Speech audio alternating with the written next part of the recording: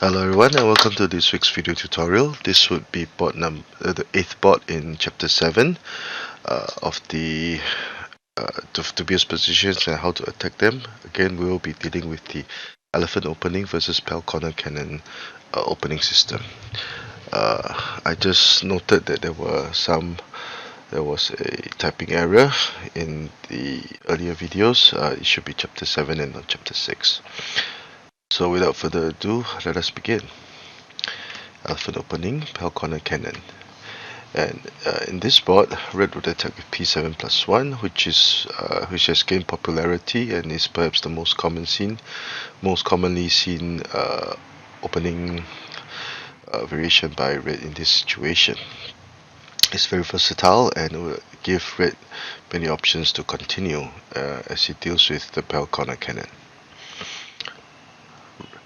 And since red played p7+1, he would most probably develop his left horse as a proper horse, so black would play h2+1 immediately, so that he would not have to worry about h7 h2+3 later on. Also, black would take the initiative and try to develop his chariot as early as possible. And red would protect the cannon with r9 equals to 8. And black would advance the chariot to the riverbank, which is the current trend to do so. And if black were able to move the chariot to this position, usually he would have a very playable game. Now, if he chose to make any other moves, he would have to worry about red's c8+4 to form a blockade. Red offers a trade of chariot. Of course, black doesn't want, otherwise he will lose momentum, and he will usually play c2, r2 equals to 4 to command this very important file. h2+3 and r8 plus h+7. Now, this is a very steadfast move, but overly conservative, and it has been proven that this move is not powerful enough. Instead, the better move to play would be p7+1. After moving p7+1, a possible line would be c2 equals to 1 to develop the chariot, h8+7, r1 equals to 2, r9 equals to 8, and red will counter with a riverbank chariot of his own. Black offers a trade, red accepts, and at this point in time, black will still have a very playable game.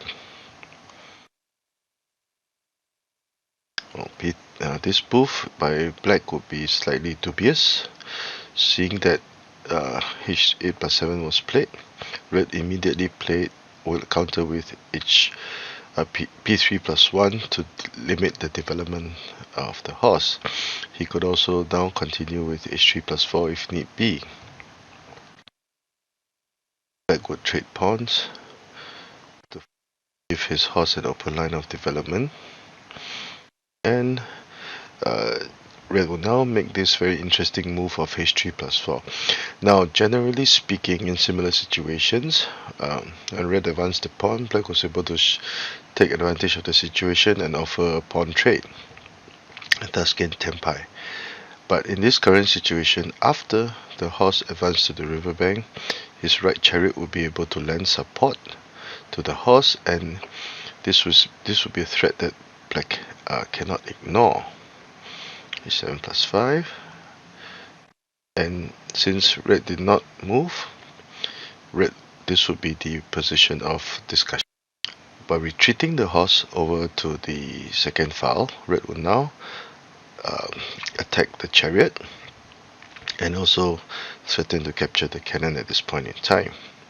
So this would be an unexpected tactical surprise attack, and at this point in time there are two main variations that will be discussed. The first would be r7+2, the second would be c8+3. Now, before we continue, would trading the chariot for two pieces be viable? Let us see. Red will capture the chariot, The elephant will now threaten to capture the cannon, and black would threaten the horse. But this is done at the expense of one black chariot. So at this point in time, red will still have the advantage, as he would move the horse to safety. Because trading material so early on would mean that the lack of a chariot, the effects of lacking a chariot will become very pronounced slightly later on. So let us go to variation A, R7 plus 2. Black tries to offer trade of material, thinking that after capturing, the cannon will be done for. Indeed, but red would have this very nice move of c2 equals to 5 to trade for to exchange for the elephant. Now this is a pseudo sacrifice, and red can only accept. If he played h3 minus 1, black would lose an elephant, as red would have this very powerful move ready, threatening to capture the cannon. The advisor cannot move, otherwise it would be a check. So black would still be unable to avoid losing the elephant, and this would be a much worse off situation, because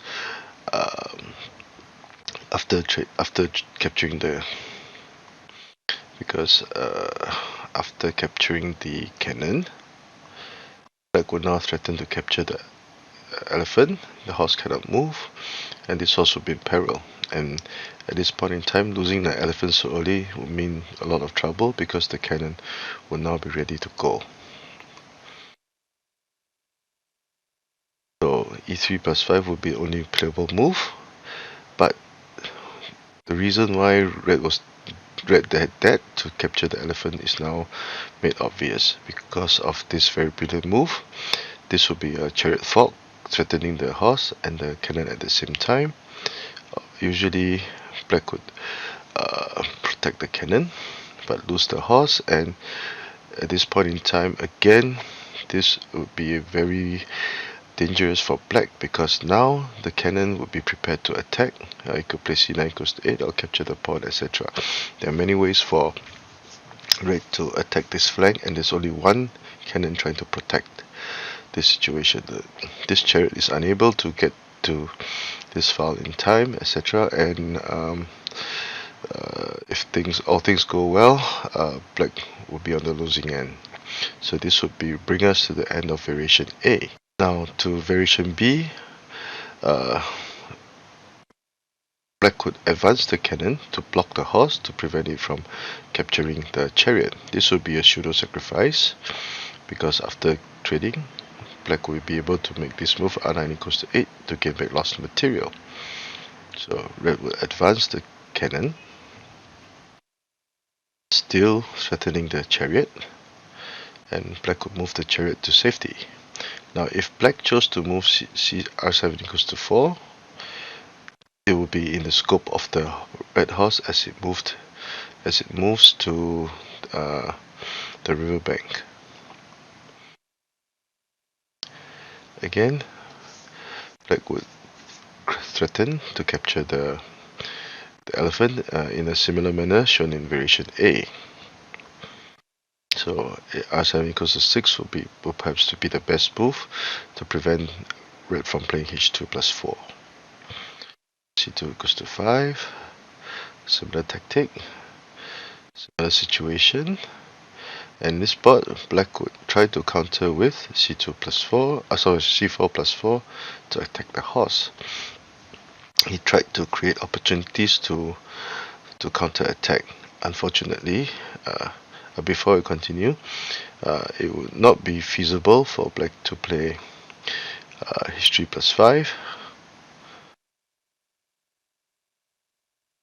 At this point in time, 1, 2, 3, 4, 1, 2, 3, 4. But red would now be able to develop his chariot, and he would gain an elephant in the process. Black can only move the horse to safety. If he played a6 plus 5 to dislodge, the red chariot would simply make this move and threaten to capture the other elephant. Now losing both the elephants so early, especially when red has a cannon, would spell a lot of trouble for black. h7 plus 6, and this horse will now jump into action, threatening the chariot.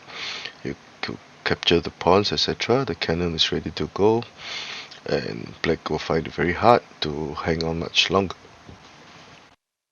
So that is why h3 plus 5 is not viable. But even so, as black tried his best to claw his way back into the game, red would have none of it. Instead, he would gladly sacrifice the horse to make this very brilliant move. So red would now be prepared to capture the elephant, to deliver a check and capture the horse. And in doing so, red would have gained a net gain of 2 elephants. Black tries to fight back by retreating the horse to attack the chariot and prevent c7 plus 2 from happening. So red would simply corner the horse. So in effect, this would be a trade of horses. But red is not in a hurry to capture the horse. Instead, he would pin the cannon and the chariot to this file and take his time to capture the horse, after which he will be ready to attack this very empty flank. So all attempts at a counter attack by black will be completely annihilated, and black's formation will be torn to pieces. His right flank is in grave danger, and there are many things that black would have to worry about. So this would bring us to the end of this video. So let us take a look at this board from the eyes of black. Now let's see the e3 plus 5, h2 plus 4, p7 plus 1, a very versatile attack. h2 plus 1, okay. Important move, otherwise red will play c8 plus 4 and this chariot will have trouble developing. See the Kusana offering a trade of chariots. Red commands this very important line. Dubious move, a little bit too soft. Although it's very steadfast, black would there are latent weaknesses in black's formation that he did not take into regard. If p7 plus 1, black will still be able to hold his own. So p3 plus 1, p7 plus 1 to trade pawns to allow for development of the horse. p3 plus 1, r4 equals to 7, and h3 plus 4, a very nice move. Now, it will be difficult to, it will be tough for black at this point in time. Now, e7 plus 5 is played.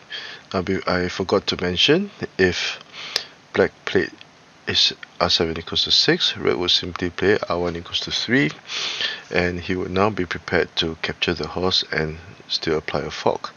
And because of this move, let's say black played e7 plus 5 to protect, this chariot would be able to get to the riverbank in the nick of time, to protect the horse, and red would now be prepared to play c2 equals to 4 to attack the chariot. So if black tried something funny, red would simply jump the cannon, gain material. So these are possible possibilities. So, and because of this, black would not move his chariot, but because the chariot was placed in this position, he would be susceptible to red's brilliant attack of retreating the horse. This would also be the position of discussion. At this point, the horse would now be threatening the chariot, and this cannon will be attacking the black cannon. Variation A, r7 plus 2. Black thinks that he can gain back lost material. Fortunately, red would have this very brilliant move of attacking the central cannon, forcing black to capture. And if black did not, red would still have gained an elephant, and he will be able to this move apply tons of pressure on black's right flank. But if he captured, black could apply a chariot fork to gain back lost material.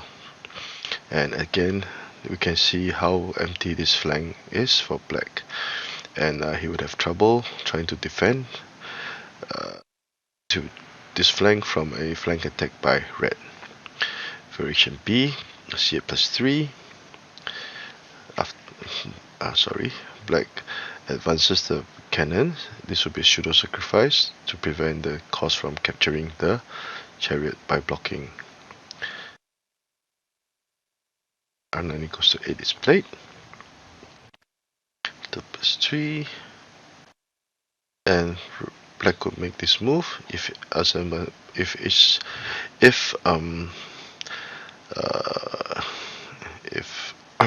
equals to 4, the horse would move to the riverbank to attack the chariot. Still, red would continue his attack as shown in variation A. 5. Black tries to fight his way back with this move, but it's too late. Even if he played h3 plus 5, red would be able to maneuver his material. Black's awkward positioning would give him much to think about in the ensuing game. So h3 plus 5 is not viable, and because of this move, red is able to move his cannon to safety and continue attacking. And after trading material, red is not in a hurry to capture the horse, otherwise black can advance the cannon to deliver a check and turn the tables. Instead, he plays this very nice move to pin the black cannon and chariot and annihilate all possible attempts at a counterattack by red. So the power or the threat of these two pieces on this flank is tremendous, and black will be in all sorts of trouble. So I hope you've enjoyed this short video. If you like the work that I've been doing, please do subscribe to my channel and give this video a thumbs up. Thank you.